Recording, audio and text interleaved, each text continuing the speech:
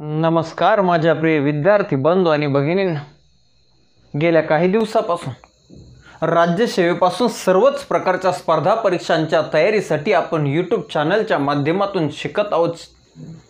आणि हे आपलं शिकणं, हे आपलं लेक्चर. तुम्ही राज्यसेवा किंवा कुठल्याही प्रकारची स्पर्धा परीक्षा या अगोदर झालेले सर्व प्रश्नपत्रिका चेक करा. आपल्या लेक्चरच्या बाहेरचा प्रश्न तुम्हाला सापडायचा नाही. एवढंच नाही तर यानंतर होणाऱ्या सुद्धा प्रश्नपत्रिकांमध्ये आपण जो घटक इथं शिकवत आहोत त्यावर त्याच्या बाहेरचा प्रश्न येणार नाही.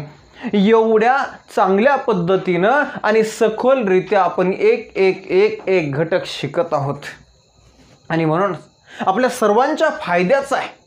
म्हणूनच हा व्हिडिओ, हे लेक्चर तुम्हाला जर आवडलं तर लाईक करा, मित्र यासाठी कमेंट्स करा, इतरांसाठी शेअर करा. इतरांना त्याचा फायदा होईल, त्यामधून त्यांना मार्क्स मिळतील, नोकरी मिळेल. आणि जर आपल्या चॅनलला सबस्क्राईब केलेलं नसेल तर सबस्क्राईब करायला विसरू नका. आज आपण गांधी युगातील अत्यंत महत्त्वाचा घटक पाहणार आहोत. गेल्या काही दिवसापूर्वी आपण गांधीयुग पाहायला सुरुवात केली. ज्या गांधीयुगाचा कालखंड 1919 ते 1948 किंवा 1920 ते 1947 असा आहे. मग या गांधीयुगामध्ये एक लेक्चर पाहिलं महात्मा गांधीजींचं बालपण आणि त्यांच्या शिक्षणासंदर्भात. त्यानंतर दुसरं लेक्चर पाहिलं, दुसरा व्हिडिओ आपण पाहिला की महात्मा गांधीजींचा आफ्रिकेतील संघर्ष म्हणजे नाताळचा सत्याग्रह. आणि यानंतर आज आपण एक अत्यंत महत्त्वाचा टॉपिक पाहणार आहोत. कोणता? तर चंपारण्य सत्याग्रह. होय, चंपारण्य सत्याग्रह. महात्मा गांधीजींनी भारतात केलेला पहिला सत्याग्रह. काँग्रेसशिवाय गांधीजींनी केलेला हा सत्याग्रह. महात्मा गांधीजींनी ज्या सत्याग्रहामध्येच आयुष्यभर एकच वस्त्र परिधान करण्याची शपथ घेतली, निश्चय केला, तो सत्याग्रह गांधीजींच्या आयुष्याला कलाटणी देणारा हा सत्याग्रह जो निळी संदर्भात होता. काय होता सत्याग्रह? कसा झाला सत्याग्रह? नेमकं कसं घडलं? काय घडलं? पाहूया आपण एक घटना.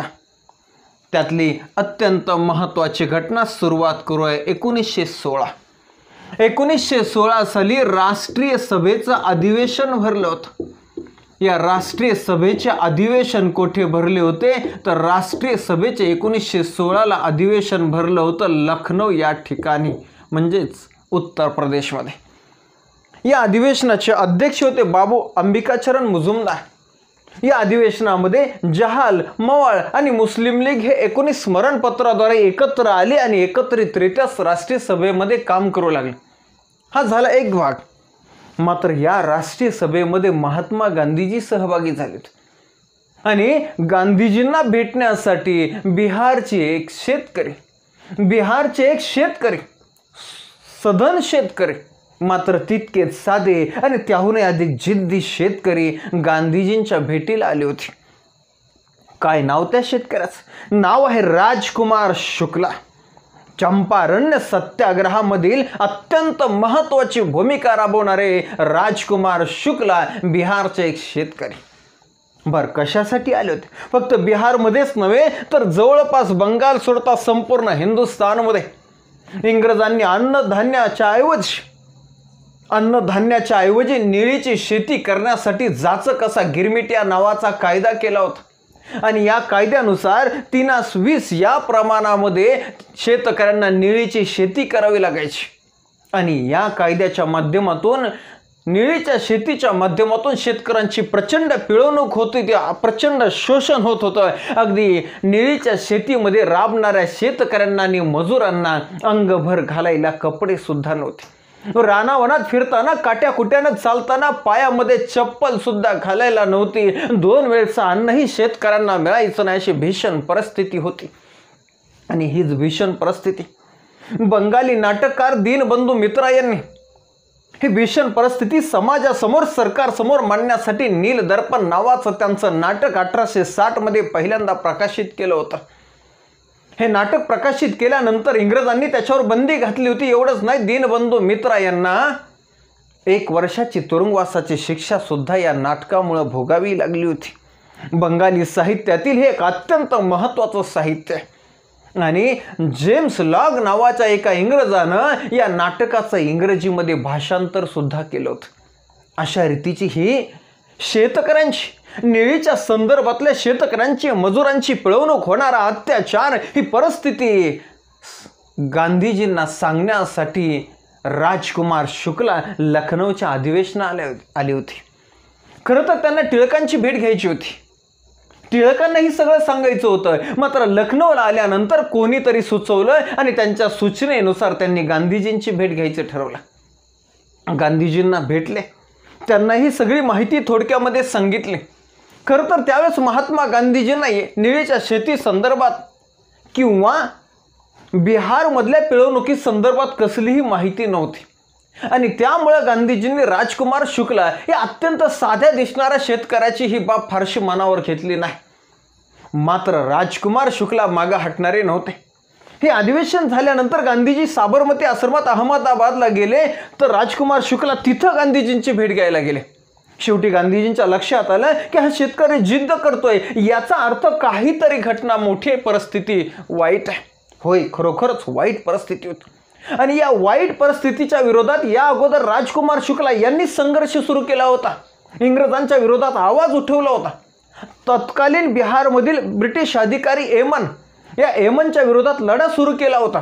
म्हणून तर राजकुमार शुक्ला यांना चापकाच्या फटक्यापासून अनेक ठिकाणी अपमान सहन करावा लागला, अनेक छोट्या मोठ्या शिक्षा सहन कराव्या लागल्या. मात्र नंतर राजकुमार शुक्ला यांच्या लक्षात आलं की मोठ्या नेत्याचं मार्गदर्शन आणि मोठ्या नेत्याच्या नेतृत्वाखाली आपण लढा द्यायचा आणि म्हणून ते गांधीजींच्या भेटीला वारंवार येत होते आणि त्या परिस्थितीचा पाठपुरावा करत होते. शेवटी गांधीजींनी राजकुमार शुक्ला यांना सांगितलं, 7 एप्रिल 1917 रोजी मी कलकत्त्याला येणार आहे, त्यावेळेस आपण पाहू.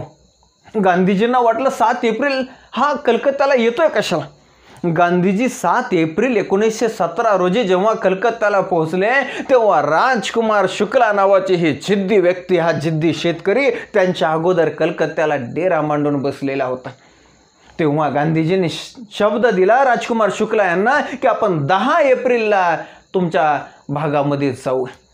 आणि मग दिनांक 10 एप्रिल 1917 रोजी 10 एप्रिल 1917 रोजी महात्मा गांधीजी कलकत्त्यावरून पटण्याला गेले, पटण्यावरून मुझफ्फरपूरला गेले आणि तिथून पुढे चंपारण्याला गेले. मुझफ्फरपूरला असतानाच त्यांच्या स्वागतासाठी जे.बी. कृपलानी तिथं उपस्थित होते. त्याच ठिकाणी ज्यांना नंतरच्या काळामध्ये बिहारचे महात्मा गांधीजी म्हटले, ज्यांना आपण अजात शत्रू या नावाने ओळखतो, एवढंच नाही तर ज्यांना स्वतंत्र भारताचं राष्ट्रपती केलं ते डॉक्टर राजेंद्र प्रसाद सुद्धा याच ठिकाणी सर्वप्रथम गांधीजींना भेटले. याचबरोबर पुढे हे आंदोलन जेव्हा मोठं स्वरूप घ्यायला लागलंय तेव्हा मग या आंदोलनामध्ये महादेव देसाई, नरहर पारिक, मजहरुल हक, याचबरोबर ब्रजकिशोर प्रसाद हे सर्व भावी नेते, महात्मा गांधीजींचे कार्यकर्ते या आंदोलनामध्ये, या सत्याग्रहामध्ये सहभागी झाले. चंपारण्य नावाचा जिल्हा आहे, या जिल्ह्यामध्ये तुम्ही प्रवेश करायचा नाही असं तत्कालीन त्या जिल्ह्याच्या कमिशनरने गांधीजींना बजावलं. मात्र गांधीजींनी ऐकलं नाही, चंपारण्यामध्ये गेले. चंपारण्यामधील मोतीहारी नावाच्या गावामध्ये गेले, तिथल्या शेतकऱ्यांच्या समस्या जाणून घेतल्या, त्यांच्या व्यथा समजून घेतल्या. त्यावेळेस तत्कालीन चंपारण्याच्या पोलीस सुप्रिटेंडंटने त्यांना चंपारण्य जिल्हा सोडायला सांगितलं. मात्र तरी गांधीजी ऐकणाऱ्यातने नव्हते, माघार घेणाऱ्यातने नव्हते. इंग्रजांनी त्यांना अटक केलं, कोर्टामध्ये हजर केलं आणि कोर्टामध्ये हजर केलं. मात्र त्यावेळेसच्या लोकांच्या, त्यावेळेच्या शेतकऱ्यांच्या दबावामुळे, मोठ्या आंदोलनामुळे, मोठ्या पाठिंब्यामुळे लगेचच गांधीजींची सुटका करावी लागली. फक्त सुटका करावी लागली नाही, फक्त सुटकाच नाही तर या निळीच्या संदर्भात पिळवणूक कशी होते यासाठी इंग्रजांना एक चौकशी समिती नेमावी लागली. या चौकशी समितीमध्ये महात्मा गांधीजींना सदस्य म्हणून घ्यावं लागलं. शेवटी इंग्रजांना झुकावं लागलं. हे जाचक कायदे रद्द करावे लागले. शेतकऱ्यांच्या आणि महात्मा गांधीजींच्या मागण्या मान्य कराव्या लागल्या. अशा रीतीनं चंपारण्य सत्याग्रहाला महात्मा गांधीजींच्या जिद्दीमुळे, त्याचबरोबर सर्वात महत्त्वाचं राजकुमार शुक्ला या शेतकऱ्याच्या पाठपुराव्यामुळं चंपारण्य सत्याग्रह यशस्वी झाला. अशा रीतीचा हा चंपारण्य सत्याग्रह जगभर पसरला, गांधीजींचं नाव झालं. खरं तर एक खेदाची गोष्ट अशी आहे की ज्या राजकुमार शुक्लानं आपलं सर्वस्व पणाला लावून या सत्याग्रहासाठी पाठपुरावा केला, त्यांचं नाव मात्र इतिहासामध्ये दुर्लक्षितच राहिलं। बर, चंपारण्य सत्याग्रह झाला, मागण्या मान्य झाल्या, गांधीजी त्या ठिकाणी त्या भागामध्ये काही दिवस राहिले, तिथल्या कार्यकर्त्यांना सांगून तिथं काही शाळा सुरू केल्या, स्वच्छतेचा मंत्र, स्वच्छतेचा संदेश तिथल्या लोकांमध्ये पसरवला। याचबरोबर त्या ठिकाणी राहत असताना बऱ्याच वेळा ते संत राऊत नावाच्या एका व्यक्तीच्या घरी राहिले। त्या संत राऊत यांनी आणि राजकुमार शुक्ला यांनीच, या दोघांनी सर्वप्रथम गांधीजींना बापू असं संबोधलं आणि म्हणून महात्मा गांधीजींना महात्मा, राष्ट्रपिता, साबरमतीचे संत अशा अनेक उपाध्यांबरोबर बापू नावाची ही लाडकी उपाधी सुद्धा प्राप्त झाली। ओके, असा हा चंपारण्य सत्याग्रह भारतातील महात्मा गांधीजींचा पहिला सत्याग्रह, काँग्रेसशिवाय महात्मा गांधीजींनी केलेला हा नीळ संदर्भातला सत्याग्रह हा गांधीजींनी अत्यंत चांगल्या पद्धतीनं चालवला, यशस्वी केला। चंपारण्य सत्याग्रहाला यश मिळालं। असा हा अत्यंत महत्त्वाचा स्पर्धा परीक्षेच्या दृष्टिकोनातूनचा असणारा हा घटक आज आपण इथंच थांबूया, पुन्हा भेटू पुढील भागामध्ये। धन्यवाद।